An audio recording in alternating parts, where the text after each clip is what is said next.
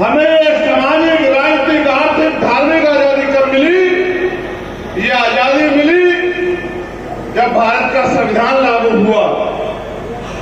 उस दिन असली आजादी लागू हुई और गांव में रहने वाला, शहर में रहने वाला, जंगल में रहने वाला, टूटी झोपड़ी में रहने वाला, कच्चे मकान में रहने वाला हर गरीब भी इस देश में बराबर हो गया। संविधान से पहले हम पे क्या था? क्या पक्के मकान थे? नहीं। क्या खुले में घूमने की आजादी थी? नहीं। क्या अच्छी शिक्षा का अधिकार था? नहीं। क्या अच्छे इलाज का अधिकार था? और तो और आज भारत की संसद में महिलाओं के लिए 33% आरक्षण का बिल आया। लेकिन मैं आपको बताना चाहता हूं कि प्रधान से लेके प्रधानमंत्री और चपरासी से लेके IAS, IPS बनने का अधिकार भी महिलाओं को अगर मिला तो वो इसी संविधान की वजह से मिला।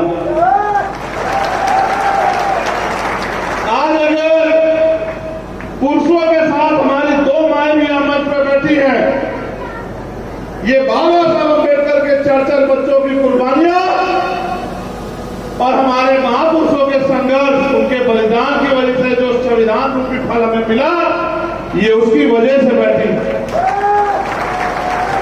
जिनको उजाले में निकलने का अधिकार भी नहीं था, उनको मालिक बनाने का अधिकार, उनको आजादी से जीने का अधिकार भारतीय संविधान ने दिया।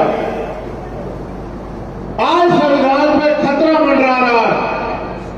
खतरा इसलिए क्योंकि आज जो केंद्र की सत्ता में सरकार है, और बुरा यह है कि मध्य प्रदेश में भी वो सरकार है, ये पूरी सरकार, इनका मुख्य संगठन RSS, इनकी विचारधारा हमेशा से संविधान के विरोध में रही। संविधान के लागू होने के 5 दिन बाद से ही इन्होंने ये कहना शुरू किया कि ये संविधान हमारा संविधान नहीं है। ये झंडा तिरंगा, जिस तिरंगे में भारतीय सेना का वो जवान जो शहीद होता है वो लिपट के आता है, इन्होंने ये कहा कि ये तिरंगा हमारा झंडा नहीं है। आज ये लोग बड़ी सत्ता में हैं, यानी कि बहुत ताकतवर हैं, केंद्र में भी सत्ता में है, स्टेटों में भी सत्ता में है। दबी दबी आवाज में इनके नेता, इनके धर्मगुरु, इनके अधिकारी कर्मचारी, इनके मंत्री संतरी, और अभी कुछ दिन पहले जब हम लोग आजादी का दिवस मना रहे थे, प्रधानमंत्री के आर्थिक सलाहकार समिति के अध्यक्ष ये कहते हैं कि भारतीय संविधान को बदल देना चाहिए।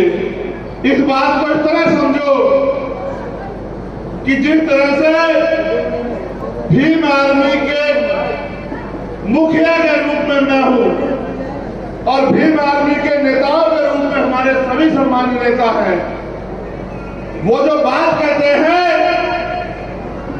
वो मुझसे पूछे बिना नहीं कहते, या वो बात कहते हैं जिनकी चर्चा हमारे संगठन में होती है। आर्थिक सलाहकार समिति के अध्यक्ष जो बात कह रहे हैं, हमें उस दिन का इंतजार नहीं करना चाहिए जब ये पूर्ण रूप से भारतीय संविधान को खत्म कर दे। हमें समझ जाना चाहिए कि कहीं ना कहीं ये पिछले दरवाजे से तैयारी कर रहे हैं कि भारतीय संविधान को बदल के भारत में मनुस्मृति नामक संविधान